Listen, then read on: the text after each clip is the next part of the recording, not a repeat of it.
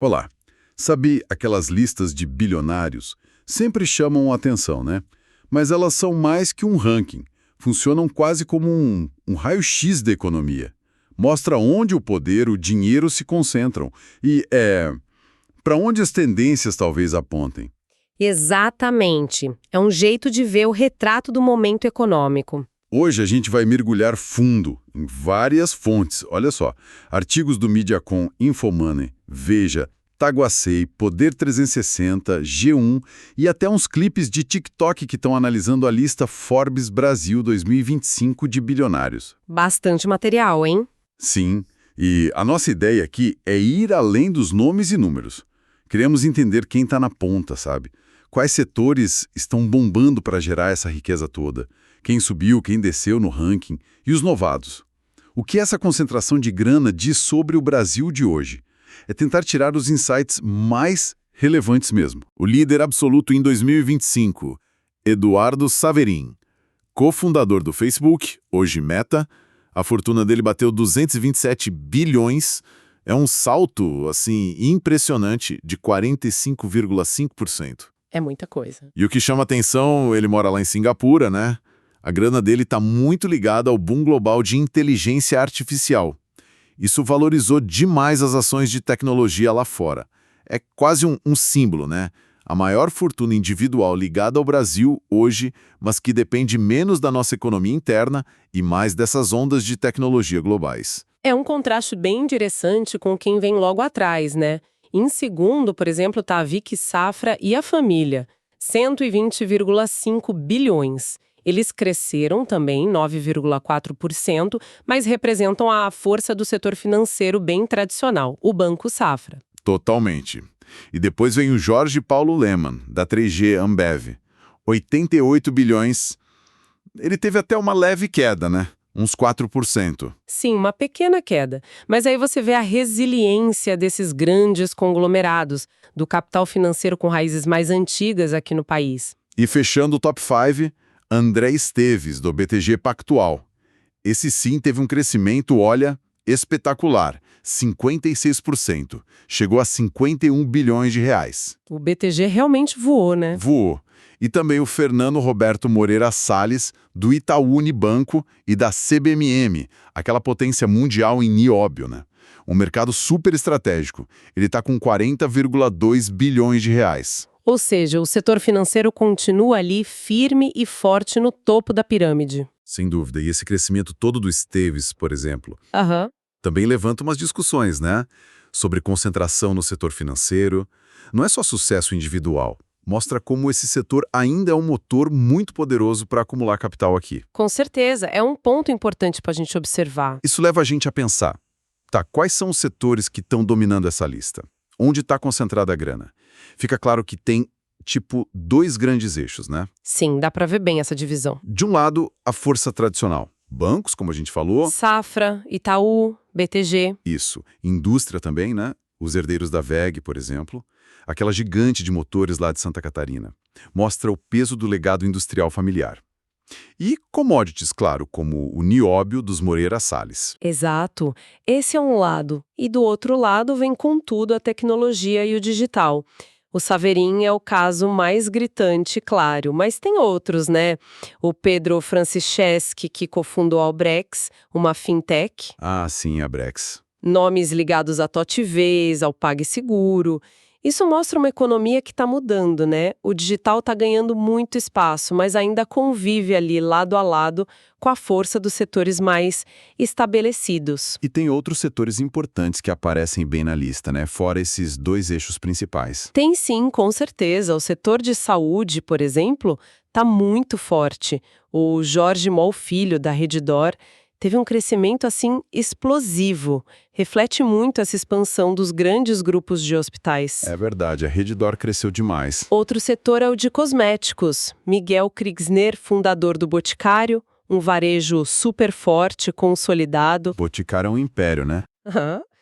E não dá para esquecer do agronegócio, que continua sendo um pilar. Tem o Ricardo Castelar de Faria, da Granja Faria, um gigante na produção de ovos. Granja Faria. Interessante. Então é um mosaico, sabe? Reflete bem a complexidade da nossa economia.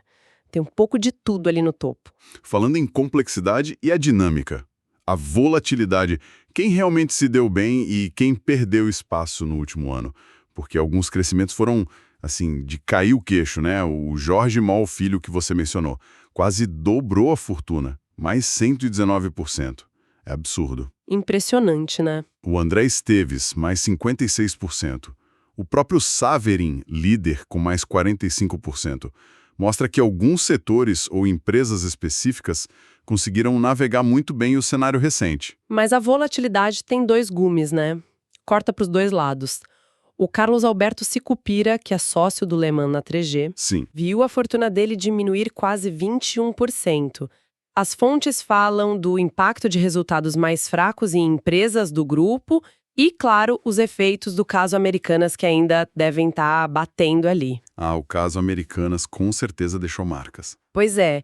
E o Alexandre Behring, outro nome forte do Private Equity, também teve queda, uns 11%. Isso mostra como essas fortunas são sensíveis, né? Às condições de mercado, a eventos específicos das empresas. E essa sensibilidade aparece num dado curioso também. Algumas fontes mostraram que o número total de bilionários brasileiros na lista global da Forbes caiu um pouco. Foi de 69 para 56. E o patrimônio somado deles, globalmente falando, também deu uma recuada. É interessante notar que a lista Forbes Brasil, que usa o critério de ter mais de R$ 1 bilhão, essa lista, na verdade, aumentou. Chegou a 300 nomes. Então são métricas diferentes. Uma em dólar, global, outra em real, doméstica. Faz sentido. São métricas diferentes, mas as duas capturam essa fluidez, essa dinâmica de quem sobe e quem desce o tempo todo. E quem está entrando nesse clube seleto? Foram 31 estreantes na lista brasileira, né? O nome que deu o que falar foi Iris Abravanel e a família. Assumiram o patrimônio de 6,4 bilhões de reais depois do falecimento do Silvio Santos. Engloba o SBT, Jequiti, hotéis. Sim, a entrada da família Abravanel é um exemplo bem claro da questão da herança, que é um tema muito presente nessa lista. Outro exemplo forte disso é o Max van Hoegaarden Herman Telles, filho do Marcel Telles da Ambev, né? Sim, da AB Ambev. Ele tem só 29 anos e já aparece com 29,3 bilhões. Mostra como essas fortunas gigantescas estão passando para a nova geração. E essa questão da herança parece ser a regra geral entre os mais jovens da lista, não é? A lista tem 27 bilionários com menos de 30 anos. É o que predomina, sim. A WEG é um caso, emblemático. Chegaram a chamar a WEG de fábrica de bilionários. É mesmo? É, Por quê? porque vários herdeiros das famílias fundadoras, os Voigt, os Petri, estão nessa faixa de menos de 30. Incluindo a Lívia Voigt, que tem só 20 anos. E já está lá com 6,6 bilhões. 20 anos. Impressionante. É um fenômeno, né, de concentração de riqueza ligada a uma única empresa familiar, industrial de muito sucesso. E tem exceção? Algum jovem que construiu a própria fortuna? Tem. A exceção que confirma a regra é o Pedro Francisquim, da Brex. Ele tem 28 anos e é um dos poucos jovens bilionários que fez a fortuna com empreendedorismo próprio no setor de fintech. O cofundador da Brex de novo. Então, ele é um ponto fora da curva nesse grupo mais jovem. Exatamente, ele destoa bastante do padrão da herança. Então, o padrão que está surgindo é esse. A renovação da lista, principalmente entre os mais jovens, ainda depende muito, muito mesmo de legados familiares. Especialmente na indústria tradicional, tipo a WEG, e o empreendedorismo jovem que chega nesse nível bilionário ainda é mais raro. Parece que sim, né? É o que os dados sugerem. Embora o setor de tecnologia, as fintechs, estejam criando novas fortunas, a base da riqueza, especialmente entre os mais novos, ainda está muito ancorada na herança de grandes grupos. É um ponto interessante para pensar sobre mobilidade social no topo da pirâmide aqui no Brasil. E como fica a questão de gênero nessa foto da riqueza? Mudou alguma coisa? Olha, a disparidade ainda é muito grande, infelizmente. Dos 300 nomes na lista Forbes Brasil, só 60 são mulheres, isso dá 20%, e elas detêm uma fatia da riqueza total bem menor, né? 343 bilhões para elas contra 1,68 trilhão para os homens. Nossa, a diferença é brutal. E no top 10 geral só tem uma mulher, a Vicky Safra. A entrada da Iris Abravanel e das filhas aumenta um pouco a visibilidade feminina, claro, mas reforça aquele padrão da herança como a principal porta de entrada para as mulheres nesse patamar de riqueza. Entendi.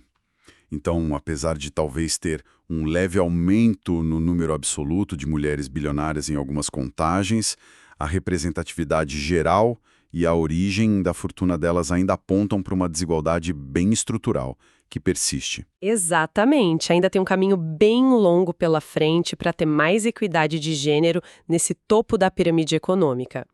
E essa predominância da herança talvez sugira que as barreiras para mulheres construírem fortunas bilionárias por conta própria ainda sejam maiores. É um ponto importante. Mudando um pouquinho o foco agora. Como o Brasil fica na comparação global? A gente tem muitos bilionários comparado com outros países? Depende um pouco do referencial que a gente usa. Se a gente pegar a contagem da Forbes Global, que achou 56 brasileiros, o Brasil fica em 9º lugar no ranking de países com mais bilionários. 9º lugar. E quem está na nossa frente? Os Estados Unidos estão disparados na frente com mais de 900. Depois vem China com mais de 500, Índia com os 200, e aí potências europeias como Alemanha, Reino Unido, Itália, além da Rússia e do Canadá. Entendi. E nesse cenário global, o Saverin é o nosso maior expoente? Kim, ele é o brasileiro mais rico no ranking global e o segundo mais rico de toda a América Latina, só fica atrás do mexicano Carlos Slim. Interessante. Então, a gente está ali no top 10 global, mas bem longe dos primeiros colocados. Isso diz alguma coisa sobre a escala da nossa economia ou sobre a nossa capacidade de gerar essas mega fortunas comparado com outros lugares? Pode indicar uma combinação de coisas, né? O tamanho da economia, claro, o nível de desenvolvimento de alguns setores, talvez até a própria concentração de renda, que, olha que paradoxo, pode acabar limitando o surgimento de um número ainda maior de bilionários se comparado com mercados gigantescos e superdinâmicos como o americano ou o chinês. Faz sentido. E a presença forte de herdeiros, que a gente comentou, também pode sugerir uma taxa menor de criação de novas megafortunas. Talvez por um ecossistema de inovação que ainda não seja tão robusto quanto de outros países. Certo. Bom, tentando amarrar tudo isso que a gente conversou. Depois de explorar esses dados todos, o que realmente salta aos olhos? Quais são os grandes temas que ficam? Olha, eu destacaria uns 3 pontos principais. Primeiro, essa tensão que é fascinante entre o novo e o velho, sabe? A ascensão clara da tecnologia globalizada, o Saverin, as fintechs, convivendo com a resiliência que é impressionante das fortunas tradicionais. Bancos, indústria familiar tipo WEG, commodities. O Brasil parece viver essa dualidade de forma muito, muito clara. É verdade, essa mistura é bem marcante. E o segundo ponto? O segundo é a questão da herança versus o empreendedorismo. A gente viu que a renovação da lista, principalmente entre os mais jovens, ainda é, massivamente impulsionada por heranças. Isso levanta questões sobre mobilidade, sobre como a riqueza é criada e passada adiante. Os casos de sucesso empreendedor que chegam nesse nível bilionário ainda parecem ser mais exceção do que regra. Entendi. Herança ainda pesa muito. E o terceiro? O terceiro é a sensibilidade à volatilidade. As fortunas sobem e descem bastante, com crises, com o desempenho de cada setor, com eventos específicos das empresas, como o caso Americanas, e a própria contagem de bilionários muda dependendo se a gente olha a lista global em dólar ou a doméstica em real.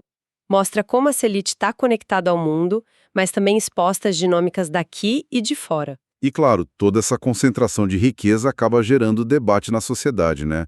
As fontes que a gente usou mencionam isso. Sim, e é importante a gente abordar isso de forma equilibrada, só reportando o que as fontes trazem, né?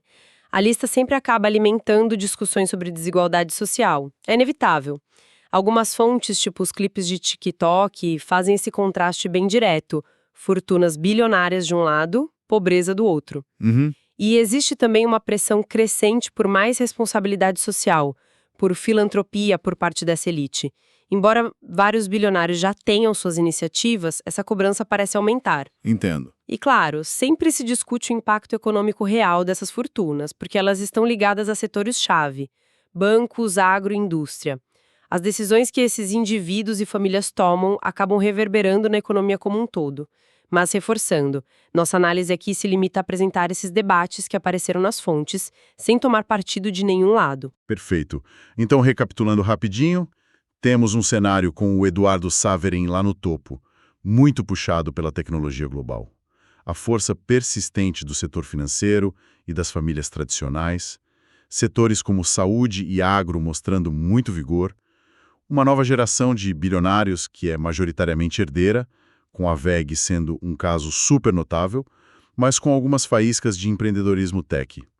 A desigualdade de gênero ainda bem marcante, e o Brasil posicionado ali entre os 10 países com mais bilionários, mas refletindo todas as nossas complexidades econômicas. É um retrato de um país que vive entre a inovação e o legado, né? Exatamente. É uma ótima síntese. E para deixar uma provocação final, assim, para quem está ouvindo pensar, com base no que a gente viu, considerando essa presença tão forte de herança, que parece meio que perpetuar certas estruturas, e, ao mesmo tempo, o dinamismo disruptivo da tecnologia, que cria novas fortunas muito rápido, qual será que vai ser a cara dessa elite econômica brasileira daqui a, sei lá, 10 ou 20 anos? Será que a gente vai ver as fortunas mais tradicionais se reinventando, absorvendo o digital para continuar no topo? Ou será que uma nova leva de empreendedores de tecnologia vai conseguir quebrar essa hegemonia histórica e redesenhar o mapa da riqueza no país? Fica aí a grande questão em aberto, né, para a gente acompanhar.